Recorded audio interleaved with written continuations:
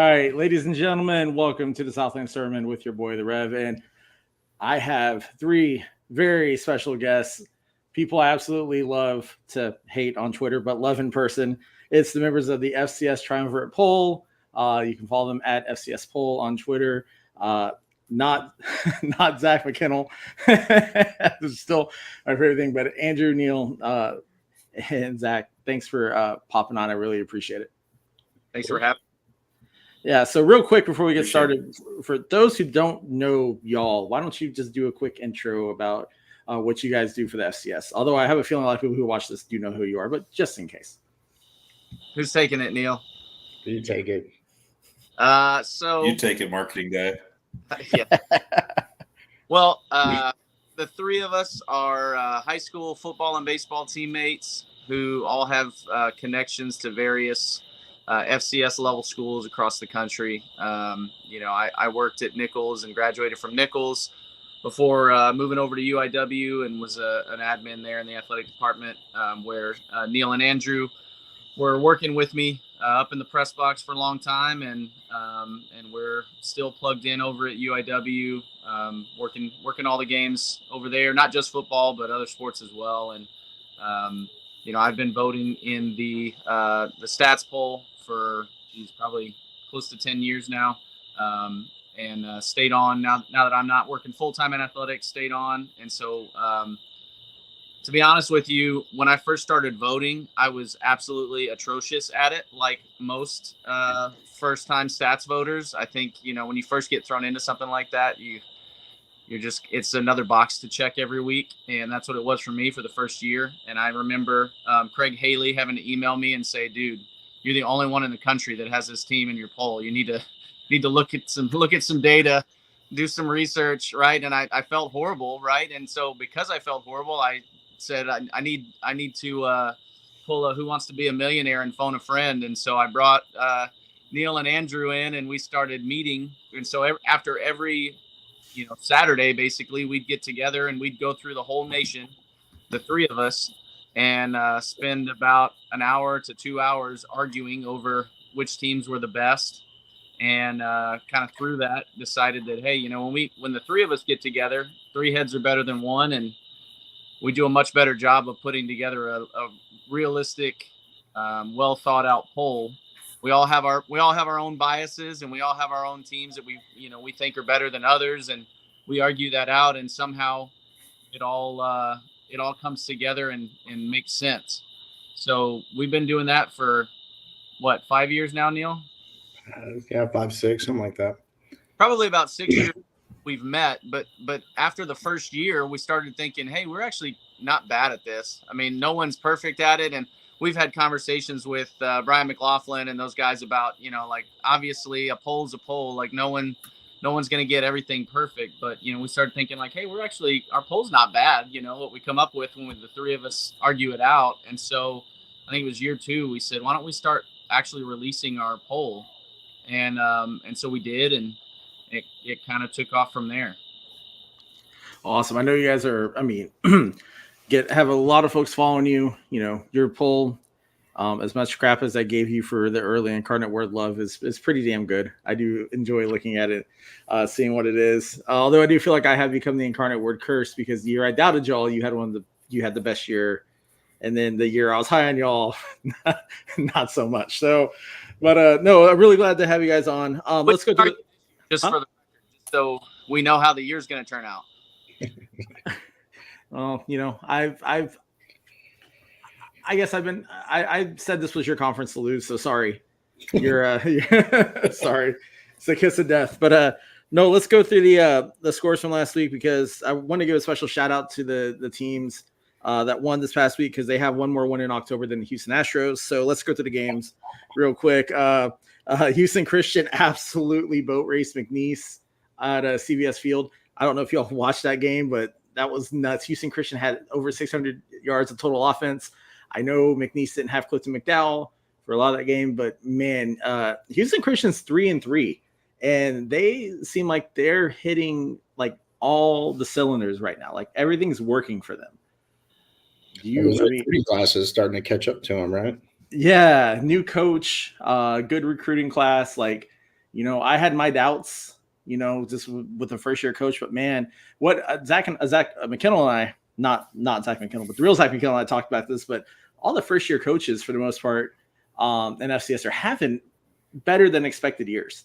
And maybe Houston Christian is going to fall into that. I don't know. But man, what a win against McNeese. Southeastern Louisiana beat this soon to be known as East Texas A&M Lions 21-9. Your boys started off a little slow. Picked it up in the second half, though. Incarnate Word beat up on Prairie View A&M 56-28. Nichols obliterated Southern, which I think everybody saw coming, 51-7. And then SFA beat up on Northwestern State, took home the new chief. I don't think they've given that trophy. They keep calling it the chief. I guess that's what the name's going to be now. But they took home that giant-ass log, 59-17. I think that was a good win for SFA. I know Northwestern State's not having the year that they were hoping under first-year coach Blaine McCorkle, but for SFA, I think that was showing that they could be a team that could ruin some folks' Southland hopes if they are playing right and making the right decisions. So I guess going back, let's talk about like Incarnate Word and Prairie View A&M. I know you guys watched that game closely. What were your thoughts on y'all's performance, especially the way the game started? Take it away, alumni. Yeah, that's the story of UIW this year. It seems like slow starts and great second halves. And really, you call it a slow start, but really it's two big plays. One of them, a trick play with blown coverages in the back that, 75% of their total offense came from those 2-3 plays. So, you kind of fix those issues and it's a complete, shutout almost. So we got to figure out a way to start the game the way we're ending them. We start SIU a little stronger. Maybe it's a, different story. So that's kind of where I'm at. We're a good second half team, which is a good thing to be, but if like SIU, you get down too big too early, doesn't matter how big that second half is. Yeah, that's been the story of the year. Is every single game. It's really like the first quarter. It's not even the whole first half. It's like the first quarter. We're all shaking our heads, going, "What team is this?" And then all of a sudden, we look up at halftime and we have a lead, and by the third quarter, it's like, wait, how did we get up by this much? And it just kind of balloons. And honestly, I think part of it is we didn't have a run game until this year, and now we do. And especially against Prairie View, I felt like, I don't remember the exact stats. Neil, you're the stats guy, literally. But I felt like we put up a ton of rushing yards, which is just uncharacteristic. And the number of rushes that we've had really this season is incredible for a UIW squad. And I think it's confusing to us because we're used to throwing the ball all over the field and having one play scoring drive, 70-yard scoring drives all the time. And now we're not. Now we're having sustained drives, which is really what you want in the postseason. And so to see it in the regular season, I think it's paying dividends in the second half. And that's part of the reason UIW is pulling away late, because they finally have a run game. It's the stats for that game were 291 passing, 225 rushing. Yeah. Nice. Nice even performance, something that we're not used to seeing out of Incarnate Word. I think it may be throwing some teams for a loop also, because, they're expecting the air raid offense that you guys used to run, and especially having a guy like Calzada at the helm. But yeah, you guys, I've been high on y'all on Incarnate Word this year. I feel like the games, especially the games against Missouri Valley Conference, were the results that were expected. The SIU one, I lost a bet because I said you guys would win. So thanks for that. But no, just kidding. But that was DJ Williams was having a hell of a game. DJ Williams had a hell of a game. But at the same time, I think, games like that are going to prep you for potentially, or prep Incarnate Word for potentially not having the conference stumble like we've seen Incarnate Word have the past 2 seasons. I have a comment here. I want to bring this up, then go back to this game. So Dennis says, HCU gigantic surprise. Is McNeese a fraud? I will try to answer this by taking my dislike of McNeese out of it. I don't think McNeese is a fraud. I think you see just how important Clifton McDowell is to that team. When you don't have him in there, when you don't have him controlling the offense, McNeese stumbles, and Six Killer is just not the same quarterback that you have with McDowell. My biggest thing with McNeese is that other than Alcorn State, they haven't played a complete game. I think if you look at all their games, if you took the portions of each game, they've now maybe played one complete game in the entirety of the season. And that's not a sustainable. That's not sustainable as you go through conference play. So I don't think I would call them a fraud. I think they're probably what folks expected them to be, that they're not gelled together enough to be great. Right. I mean, it's just like Alabama. Is Alabama a fraud for losing to Vandy? I mean, it's kind of the same thing, right? You come off this huge win, a program, a good win on the year, and Weber, granted, is Weber good or not? Still yet to be seen, but you come off this ranked win for the first time in years, on the road, and then you come home, or you go to Houston and you're playing Houston Christian. You think they're the bottom of the conference. You're going to roll, and even McNowell's in there. He was 1 for 12 with the interceptions. It's not like he was really moving. I mean, he was moving the ball a little bit, I guess, running. That's the McDowell factor, right? He's a running back than a quarterback, so you have to scheme for that. But I had a feeling Houston Christian was going to win that game going into it, so it didn't really surprise me. But that's kind of how I feel about McNeese. I wouldn't say they're frauds, just like Alabama's not a fraud. They got hit with a hangover game against the bottom of the conference. Yeah, we'll say Montana's a fraud because they lost to Weber. How's that sound? Right. That's okay. I do hate that sort of view. Like, is this team a fraud or is that team a fraud? You see it a lot now, and you'll see it over the next 6 weeks as we get through the back half of the season, especially when it comes to like playoff seeding, and then you get a first round game where you get a matchup, and somebody's like, "Oh, that team that was seeded 7th, they lost. Are they a fraud?" No, they're not a fraud. That's a bad take, I think. Nova. I wasn't gonna say Nova, but Nova. Like Nova and Tarleton are the two teams that'd be set up to be seeded teams that would have that happen to them. So what I took from Neil's comments was that McNeese is the Alabama of the Southland. Is that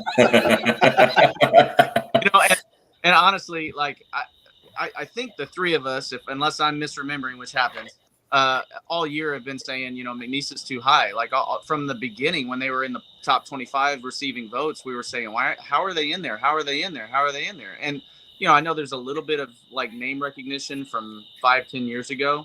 And so maybe it's some of that. Maybe it's optimism, maybe it's Southland people hoping that they're going to be good because the Southland is better when McNeese is getting national respect. Yeah. Maybe there's a little bit of that. Now you're talking to somebody who's, when I worked in college athletics, the trash folder on my computer was renamed McNeese. Story. That's amazing.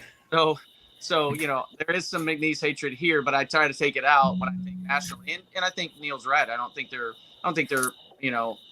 have been overrated or underrated. I think they're exactly where we thought they would be, which is middle of the pack, Southland. And we still don't know who is who in the Southland yet. We're going to find out a little bit this Saturday, at least with Nichols and UIW and where that falls. But there's also been a lot of like, this team beats this team, beats this team, beats this team, beats this team. And then that team beats the team that started the whole train this year, and it throws a lot of that, like, well, wait, who's really better than who? And is it matchups? Is it injuries? Is it road versus home? It's still, I know we're about halfway through the season now, but it still feels like it's early just because of how much of that there's been this year. Well, to that point about a team beating a team, do you think that there's always been historically a gap, between the Missouri Valley Big Sky on the CAA, but, Missouri Valley Big Sky definitely did the rest of the FCS. I feel like this year the gap isn't is not narrow, but I feel like it's not as wide as it was. I think the Missouri Valley is a bit down. A lot of that's driven by injuries. SIU is basically recruiting, frat guys to come play running back at this point. Like, but the Big Sky is kind of the same way. Like some of these conferences seem down, and I don't know if they truly are. If we're starting to see a bit more parity, as you see FBS transfers coming down to schools in the Southland or the United Athletic Conference, for example, or even some into the SoCon. So I wonder if that's an anomaly, right? Or if maybe this is something that we may see going forward in the FCS. Well, I think the portal's a big equalizer for the Southland now and the UAC. With all the big schools around the UAC and the Southland, it seems like there's a lot more talent coming into those two leagues that now we're able to hold our own more as a conference with these other teams. Sorry, I had to throw that comment up. I'm sorry, guys. That was pretty good. It's all good. Sorry. Our buddy Kevin. Yep. Yeah, and I'll give Neil some credit here because I when all the transfer stuff changed across the NCAA, I remember I think we were talking to Sam Herder about it in Frisco, and I was saying, I worry that there's gonna be even more separation between FBS and FCS than there is now, because now any of the FCS kids who are any good are gonna get poached and just leave because they can. And Neil actually said, I think it's gonna be the opposite. I think it's gonna be, now we're gonna get some of those kids that aren't getting the playing time that want to prove it and come down. And so, maybe there is some of that parity. Neil certainly thought there was going to be, even when that started. Yeah. And to that point, what shocks me, and this isn't Southland related, but Darius Hale has stayed at UCA, even though where he could probably be starting at a G5 school, and that still surprises me. I was talking to Will Seiler, shout out Will if you ever watch this, but we were talking about Shadaric Powell and Darius Hale, and I was still shocked because I had said that Darius Hale would leave the moment Shadaric Powell got the starting role. And I'm surprised he's finishing it out. This is his last year of eligibility, and he's stuck it out. So I don't know. Maybe there's something to that. Everybody can be as loyal as Matt Sluka, Oh man, that still cracks me up. Cool. Let's go to the games next week. There's only 4 of them, which doesn't give Alex's lemonade stand that much chance to make money this week, unfortunately. But we can go through them one by one. We've got the bottom 2. I don't want to call it the toilet bowl because I don't want to insult either one of them, even though one of them is our rival and one of them is trying to become a rival. But Texas A&M Commerce is going to Natchitoches, playing Northwestern State. This game's brutal, I think, to watch just in general. Do you think this is the game though where Northwestern State finally gets it together and gets everything working? Well, they should be Prairie View, right? They should be Prairie View, and they just fell apart. Yeah, they've been close in a lot of games. Again, it's a brand new roster. I think they only had 10, 12 people return. It's a brand new roster, brand new coaching staff. I think they need this win, or it's kind of. I think they're just going to kind of hang it up the rest of the year, unfortunately. But I really think they need it. I think they need it way more than Commerce needs it. But both teams have been, they're winless, but they've been fighting. Commerce kind of surprised us against, Davis early in the year. So it's a toss-up game. But I think Northwestern is going to be a little more hungry and kind of need it. Is it their homecoming? Yeah, I think it's homecoming for them. Yeah, right. So they'll be full on some meat pies. Oh man, that's gonna Natchitoches is a blast. And if any of you all who are watching haven't been there, it's fun to go to. Natchitoches is a fun town. That's the one Southland school I haven't been to yet. That's where I got to go next. There, it's great. It's a great town. I thoroughly love it, and all the meat pies you can eat. But I like Blaine McCorkle. I think he's the kind of guy who could turn that program around. And that program does have its struggles because, being at a public school in Louisiana at the FCS level, their funds are just slowly getting slashed too. That Turpin Stadium is not in the best shape. And you're also in the middle of nowhere in Louisiana. So that's hard. That's a very hard place to build a program. The Demons haven't been a playoff team since 2004 when I was at SFA, I think. So, he's got a tough road, but he did well at D2. I think if anybody can fix the program, it'll be him. Zachary, I didn't mean to cut you off. What are your thoughts on the? No, you're good. I just, I was just saying Northwestern State has some great staff members as well. I love working with the guys over at Northwestern. Jason Pugh and those guys are awesome. But no, I think, like y'all said, Northwestern needs this game more. Northwestern State needs this game more, and Texas A&M is going to want it. But Natchitoches is a tough place to play, and honestly, Commerce is changing their name anyway, so nobody will remember that they lost next year. So, kind of like when there's a shooting at a club or something, and then the next year, like you Google the club and it's closed, but there's a new one in the same place, and you're like, oh well, this one has great ratings. It must be awesome, right? Like they're gonna rebrand everything anyway, so they definitely maybe next year's the year for Commerce or East Texas, and my heart wants. I'm a Nichols alum. I'm a UIW staff member. And I want Commerce to be successful. I want all the teams in the Southland to be successful, honestly. But I would. My heart is for Northwestern State in this one, just because they've been through so much in the last year and a half. As a program, as a alumni group, as a staff, and I mean, even if all that hadn't happened, I think that Northwestern State would want this game more. But after everything that's happened, the feeling that they could get from a win right now, in the middle of this season after what they came off of, would be incredible for that town. So, I try not to root, for one or the other, but in this case, I think they need this win, and we'll see. Yeah, it's as them being our rival. Our rivalry with Sam Houston was more hatred and, fights in the stands and vandalizing campuses and stuff like that. Yeah. Yeah.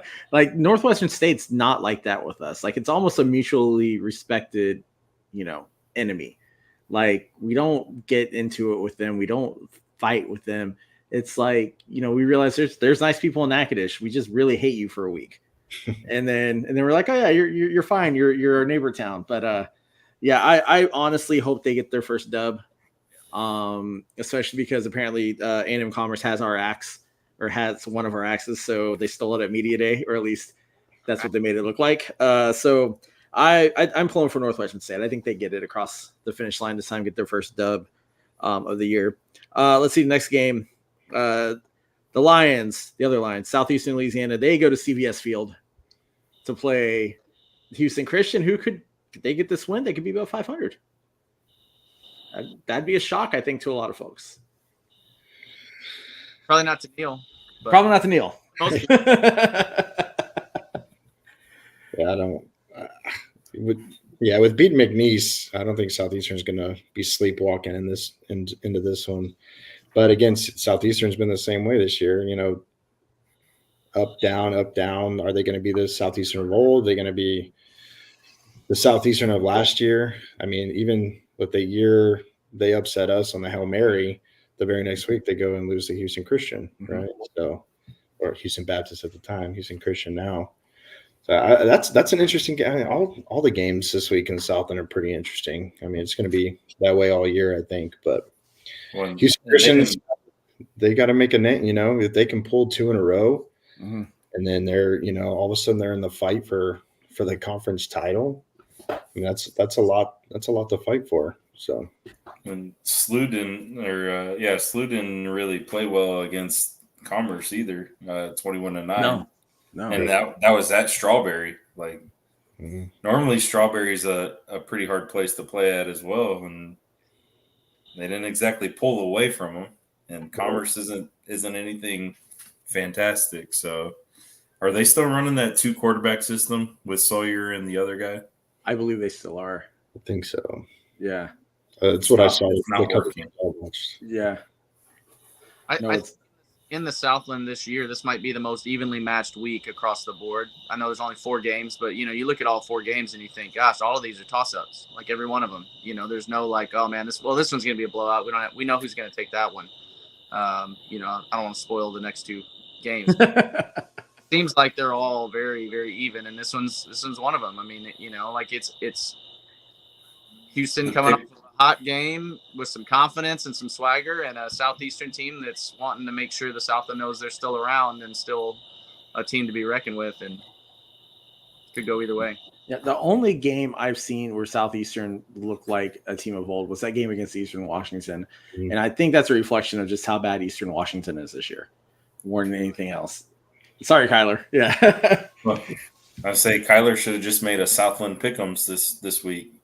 Should have just been the Southland pick'ems. Exactly. And Zach, I'm impressed that you talked about Southeast Louisiana and didn't just completely insult them with your Nichols ties. Like, I more in baseball than I do in football. Even with the River Bell Classic, honestly, Nichols has kind of had their number for a while in football. So it on the baseball front is where I would get into it back in my days. Awesome. Well, let's talk about. I think the next two games are actually true statement games for all four teams that are playing. And SFA goes to the oil fields, plays Lamar and Beaumont. I think for SFA, this is a statement game, and I feel like Carthel is on a bit of a hot seat this year, or his seat's a little warm. I think some of the coaching decisions and some of the behavioral decisions against McNeese didn't help.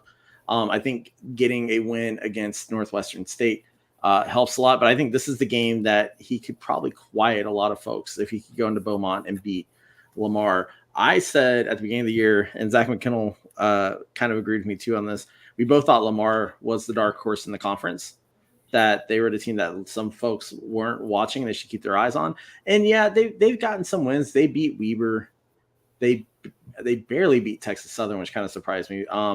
They played well against Texas State, but again, Texas State, so like bipolar. Bipolar. I was trying to think of a nicer way to say Texas State. Jekyll and Hyde, definitely. There you go. Yep. Yeah. So like to that point, for Lamar, I think this is a game that they beat SFA. They're gonna try to raise their voice that, hey, look at us as being a conference champion contender still. SFA, this is a hey, yeah, you know what, we screwed up and stumbled against McNeese. But, look at our team. Look at what Vidlac can do. Look how potent our offense is. Our defense is up there, playing well too. We just have to we just have to see better coaching decisions. It's hard for me to pick against SFA, but, Provost Humphreys become a tougher place to play in recent years. You guys are also continent beaters. Yeah, exactly. Exactly. We have beat an entire continent this year. I mean, like I said, I think if SFA wins this one, it's the momentum they need to, because they've already gone through their bye week. They need a good win on the road. This is the one that they could potentially go after. You're right. Go ahead, Neil. I say you're right. When we kind of sat down at the beginning of the year, we thought it was really between UIW and Lamar for the conference. Nichols, we had Nichols kind of in that 3-4 spot. A couple of us. Y'all did. I had him. Yeah. So with that, I mean, this is a huge game for both of them. Lamar needs this to keep going. I mean, in their minds, they can still, they could lose to UIW and still potentially make the playoffs just with that Weber win. A ranked win could help. We'll see if McNeese can make its way back into the rankings there. But SFA, you're right. Carthel, I would say his seat is warm. If he loses this game, it's going to get pretty hot. Yeah. Because there's really not much left this year now. He could upset UIW towards the end of the year and cool it back off, which, so I kind of want SFA to win just to keep him cool. No, I'm just kidding. It would make those last two games of the year fun if SFA were to go on a tear, because they've got Incarnate Word and Nacogdoches, and then they got Abilene Christian the last week of the year, at home as well, right? At home as well, yeah. So they've got two games at the end of the year that could be, and this sounds really early to say this, but they could be the difference between sneaking into the playoffs and not getting into the playoffs, right? So you could potentially have back-to-back top 25 wins. Exactly. If they won both of those. Exactly. But to Kevin's point, now I'll go to y'all. As an SFA fan, you see what Colby did at A&M Commerce, right? Got a national championship at D2 level. And I think this just shows too that there is a gap between D2 and D1 when it comes to competition and coaching. And I'm hoping that you see like he's getting some lessons learned because he's been in seat long enough. It's his guys that he's using. And you've got a new AD, and I don't know if McBroom is going to be as patient as the previous administration was. So it'll be, so I think to your point, yeah, if they lose this game, that seat gets quite warm. Yeah. Ron, this isn't the SoCon. Yeah, I think, you mentioned Lamar being a sleeper team, kind of in there that Zach McKinnell was up on. And obviously, like Neil said, I think we were all high on him. I had him 3, they had him 2. But, I think people that know the Southland saw Lamar rising and kind of anticipated this. I think maybe on the national level they didn't, because not everybody knows as much about the Southland, just like, we maybe don't know as much about one or two of the other conferences. And so, I think they've been a sleeper, but I think they've done what we anticipate, kind of like McNeese. I think they are who we thought they were. And SFA's been kind of up and down. You beat somebody, you beat 77 to nothing. It doesn't matter who it is. To score 77 points and have a shutout is always, impressive. And so I think they got some early attention. And then, since then it's been kind of up and down. And, are they real? Are they not? And I think, this is, like you said, a statement game, which I know that kind of sounds redundant, like we're saying about everything, but it really is a statement week for the Southland. Yep. And just kind of tidbit there, the new president, Dr. Weaver, he was actually at Nichols when I was there, so I know him from my time at Nichols. He was an admin over with the Colonels for a while. Yep. Great guy. I think he's going to do great things at SFA. Just knowing him personally and knowing the drive that he has and the vision that he had when I knew him. Yeah, well, he made the right choice because he followed me immediately on Twitter. So, right? I mean, definitely right choice. Wanted all the hot takes. Want to stay on your good side so you're not blasted. Hey, listen, man, Chris Grant getting on his bad side got me into the media days. So, so Zach McKinnell says SFA is playing really good ball, and Lamar's been banged up. This should be a win for SFA. So I think I'll be picking Lamar now. Thanks, Zach. That Rosamondo defense, though. Yeah, that Rosamondo defense is definitely good. That's what's gonna be interesting to see. What can Vidlac do against that defense?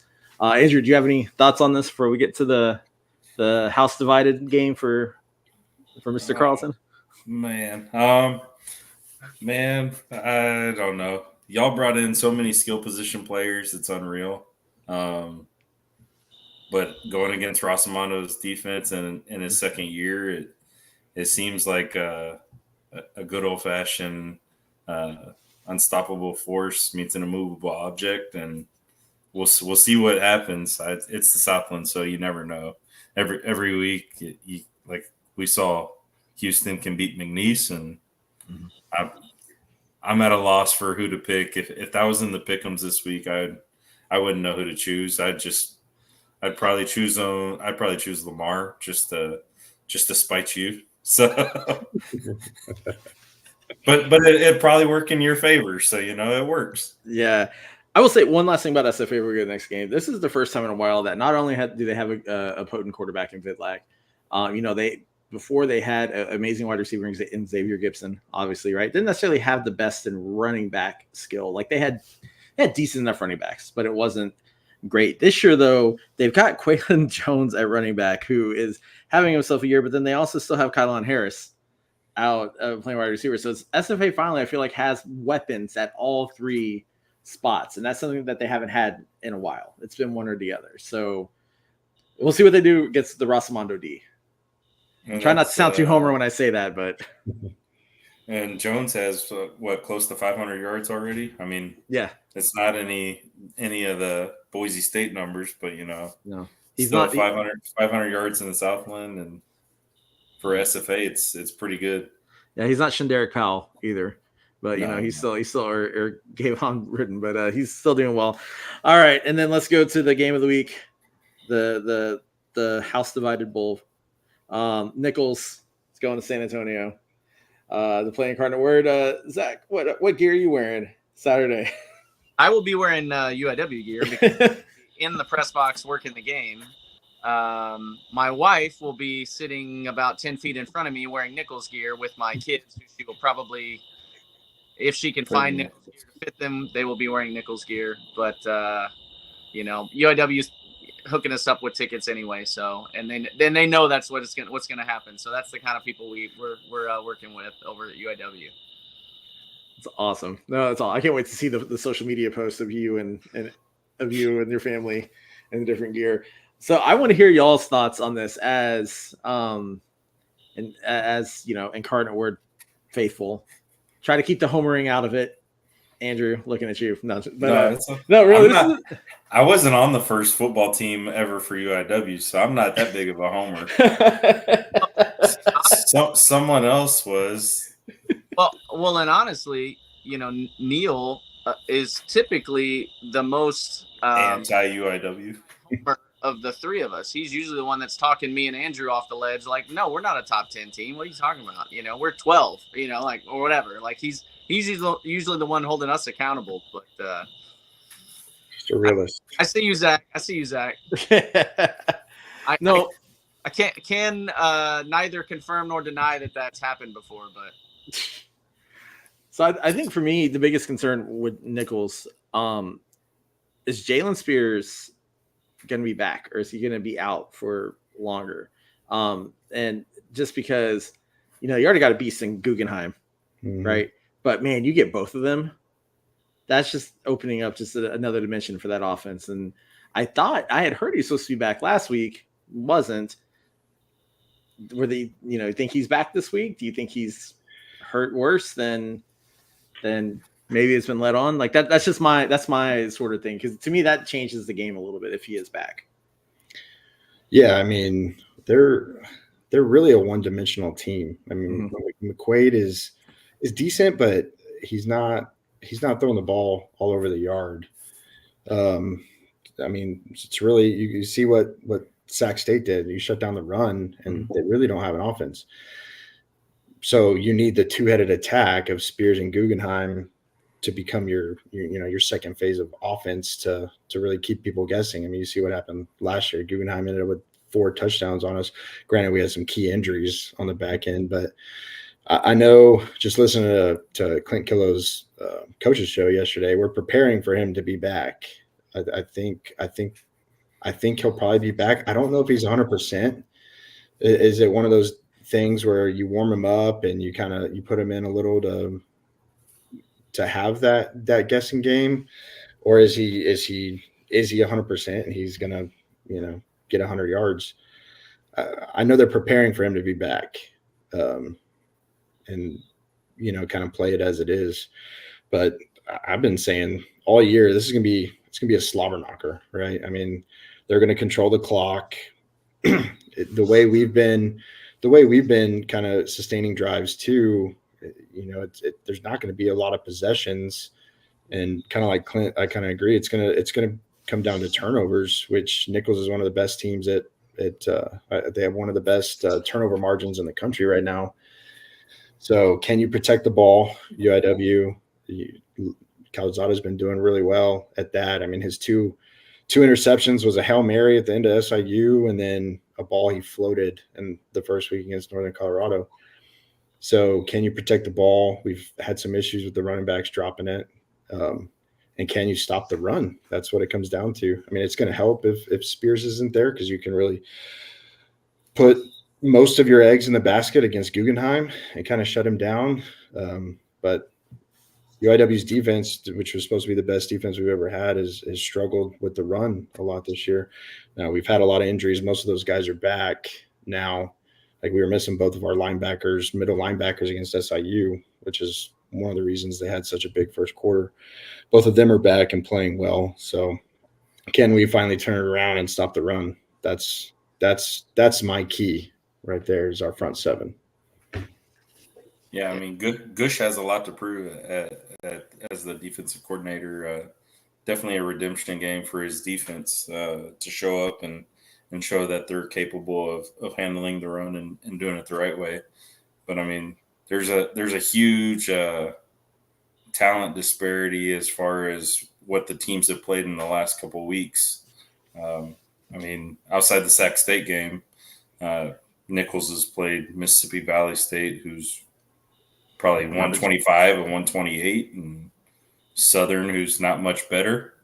And I mean, UIW, yeah, Prairie View isn't the greatest, but you played NAU, who's ranked, SIU, who was ranked, and then DJ Williams.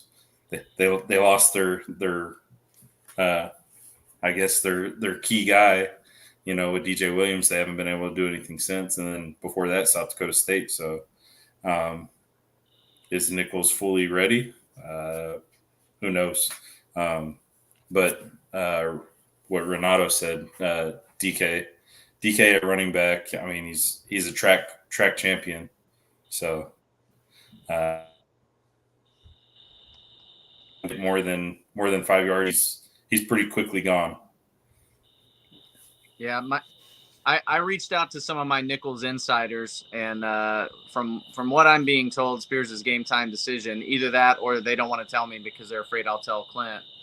But they don't. They're also saying that I'm like getting a lot of "you ready for this beatdown" comments as well.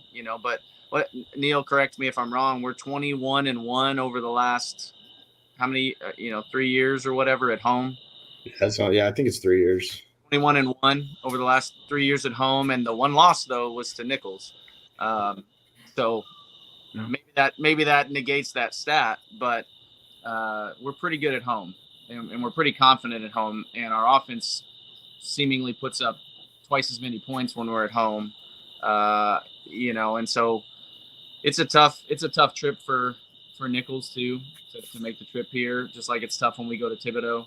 So certainly have the home field advantage on our side. I think we're a little bit better than we were last year, and I think they're a little bit worse, but it's a rivalry game. Both teams are going to know that you win this game, you're the favorite to win the conference and secure a playoff spot. And not that that's guaranteed. Like we said, we've got some hidden games down the road that could throw a wrench in that, but neither team is going to have a lack of motivation to win this game.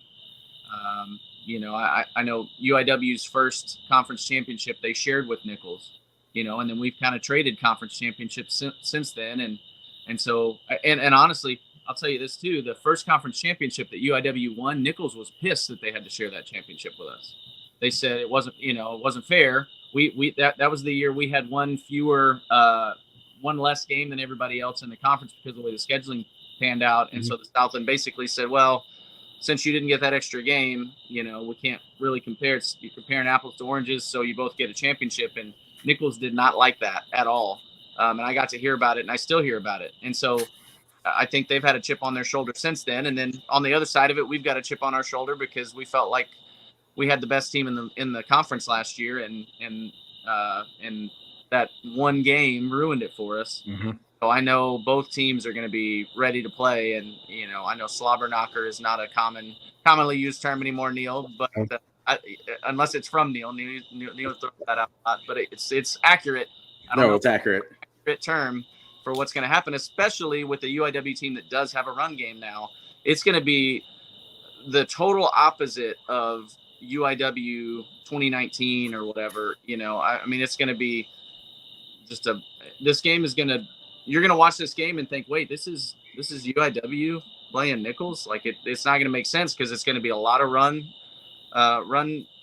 offense and which defense can slow down the other opponent's rush game. And yeah, UIW is probably going to throw it up a little bit more than Nichols, but both teams are going to want to control the clock and want to control the ground game. And whichever one's more successful in that is probably going to take it, unless UIW can slip a few 70-yard bombs past the safeties.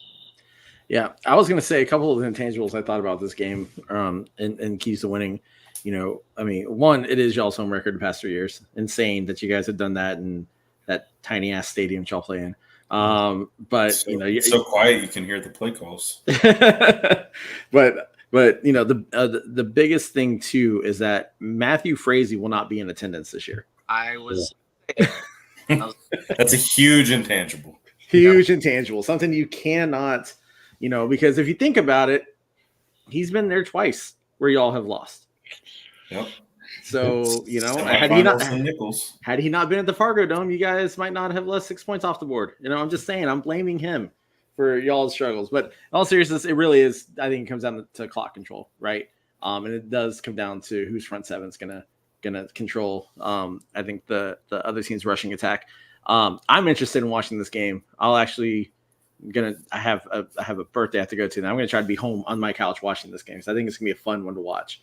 And I do think that whoever wins this one, barring any sort of stumble, which I think the conference is up compared to previous years, so I think a stumble is still possible for whoever wins. But this is probably your de facto conference championship game. It's hard to say conference championship game when it's the first conference. I know. That's the way it's been the last 2 years with Southeastern too, though. Yeah. My question is, since he's obviously listening, does Kevin think the Southland is up this year? No, he already said that the SoCon's actually a good conference. I just didn't put that. I didn't put that up because that last comment with Guggenheim from Renato. I hope it's not those two shutting him down, because that's the star backer and the strong safety. Yeah, that means he's getting 7 to 8 down the field. Yeah, and that means we are not shutting him down at all, and that means it's going to be a long night. Right. Yeah, and Kevin says no, but I don't listen to a guy who emphasizes his university having the article at the beginning of their name. Like, they have to be the Citadel, not Citadel by themselves. But that's okay. Some people, everybody has their different quirks. They got a couple wins this year, so I guess you can put the on them. No. Yeah, Citadel, the. We'll put it that way. Rank the Citadel, you cowards. Hey, I've put money into Alex's lemonade stand for every Citadel win this year, so they've gotten a couple bucks out of me. Okay. So good for them. Well, no, it's gonna be a real fun week. I'm absolutely looking forward to it. And yeah, like I said, I feel like I've jinxed whoever wins this game about saying it's the de facto conference championship, but it really has been historically this way. So, but no, before we go again, I know there's three of y'all. What's your score projection on that game? On y'all's? Oh man, I was trying to avoid having to do this. I'll ask. I know. I was trying to dodge it. I was trying to get out quick for having to lay down the score thing. Tough question. Oh God. 31-28 ish. A team who wears red in there. No, I won't do that. No, I don't think Incarnate Word allows themselves to be smacked around twice at home. I just don't see that happening. That's not something that the Incarnate Word has historically done. They have a real long memory, and they don't take kindly to things. They don't take kindly to SFA bailing out on the Southland Conference and screwing up their schedule. Showed that in the playoffs that year. Incarnate Word is like my grandmother. She held a grudge more than anybody else I've ever met in my life, and the Incarnate Word does the same thing. So I'm thinking it's gonna be a tight game. I'm 31-28, 35-28, somewhere in that range. Incarnate Word would be my prediction. I haven't seen what the line is. I didn't go on 5 dimes to see if they had anything or not, but that'd be my pick. What about y'all? I'm seeing UIW -5.5 and the over under at 58.5. So you're right in there. I would have said 35-28. Yeah. UIW.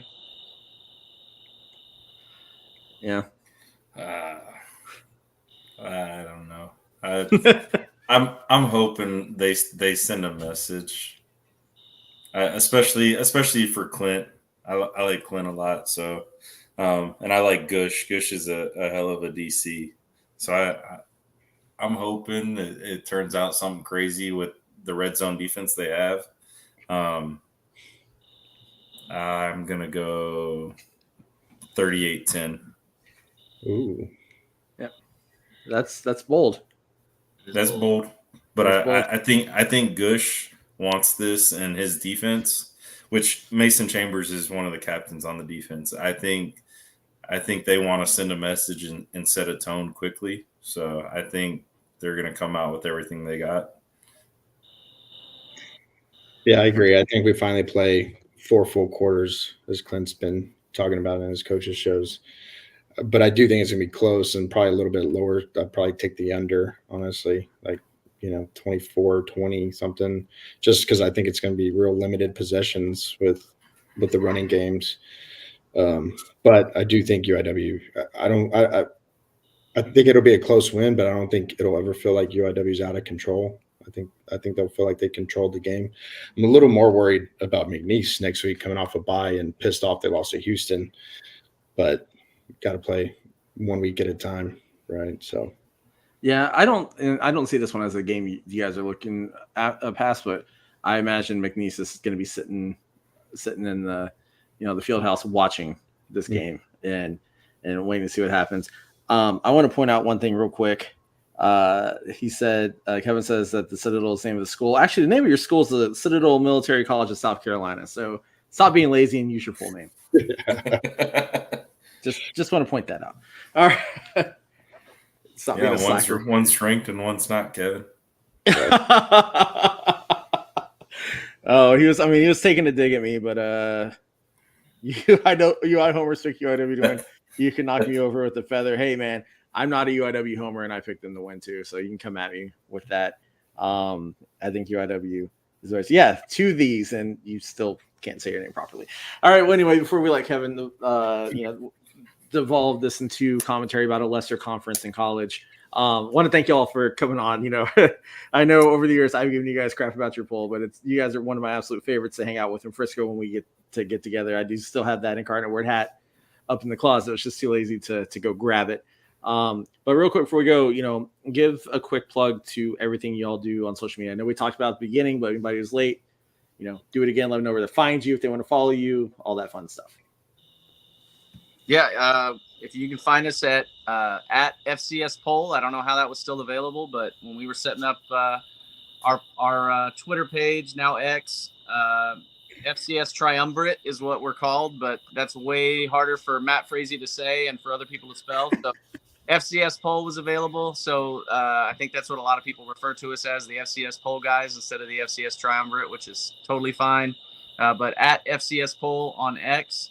And, we release our poll weekly, the night before the national poll is released. So kind of gives maybe a preview of where the national pulse is, or at least that's what we try to do, try to keep it as accurate as we can get. And then, we look at the national poll and go, what in the world are people thinking? But, which we vote in. So we're one of those people. And that's the great thing. And like I said, we talked to Brian McLaughlin about it the other day, about just, everybody has opinions, and that's what they are, honestly. We can make our best judgments. Zach McKinnell's great.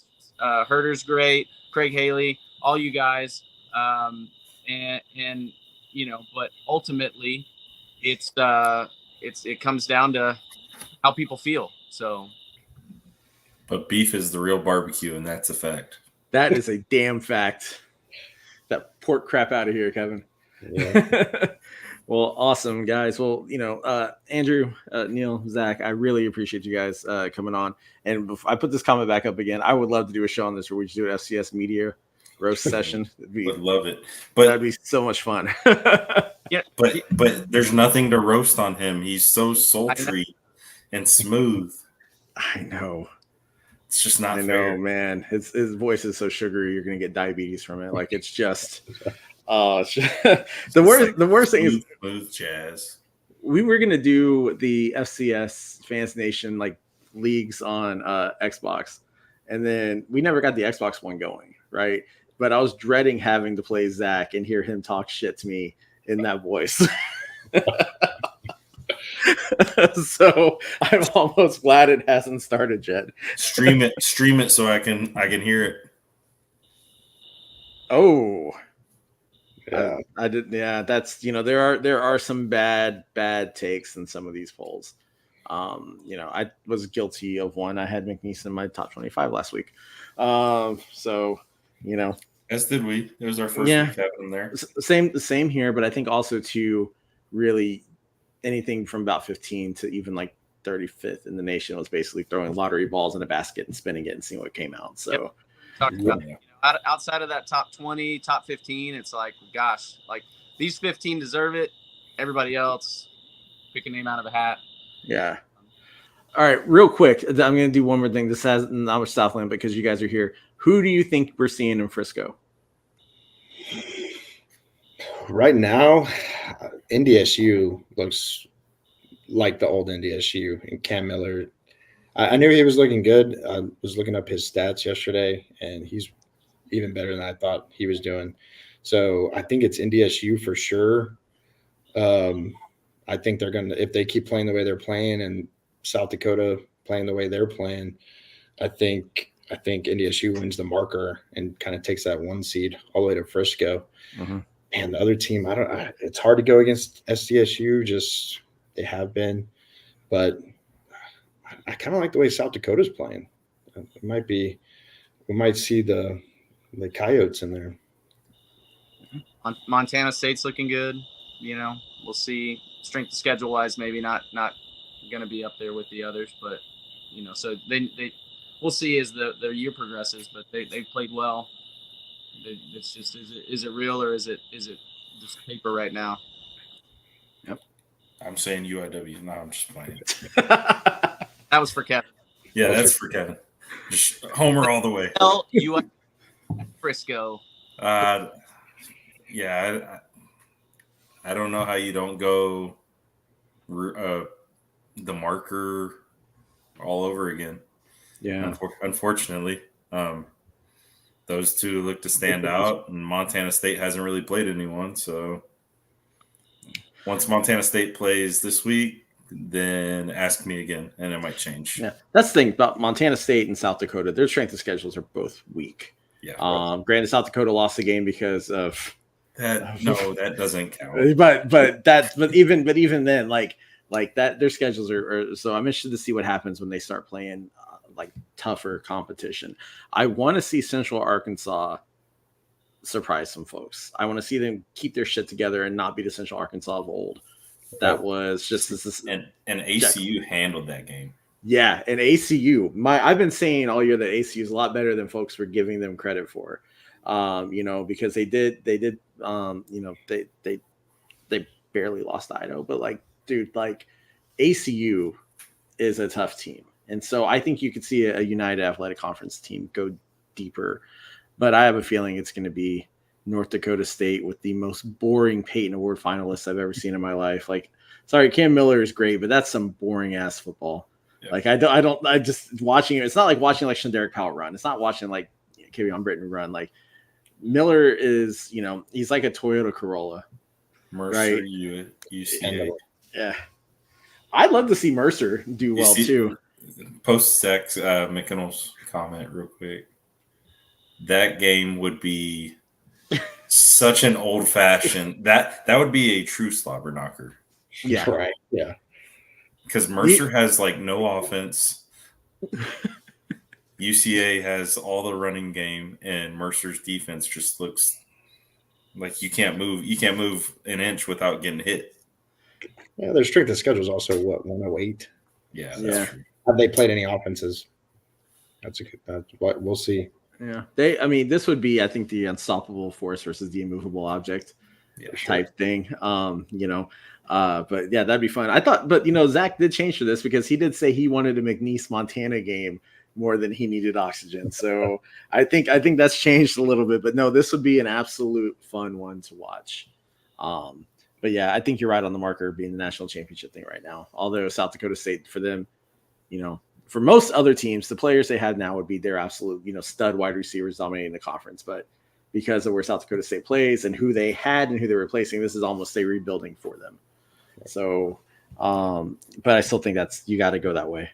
But the MVFC is like the SEC, right? That's where the money is. That's where the money is. So they're going to get the benefit of the calls in the playoffs. Yeah, that's exactly. And we all know North Dakota State has a golden horseshoe up their ass when it comes to the playoffs. So especially in Fargo. And Zach is right. Mercer does have 2 ranked wins. But strength of schedule is still in the hundreds.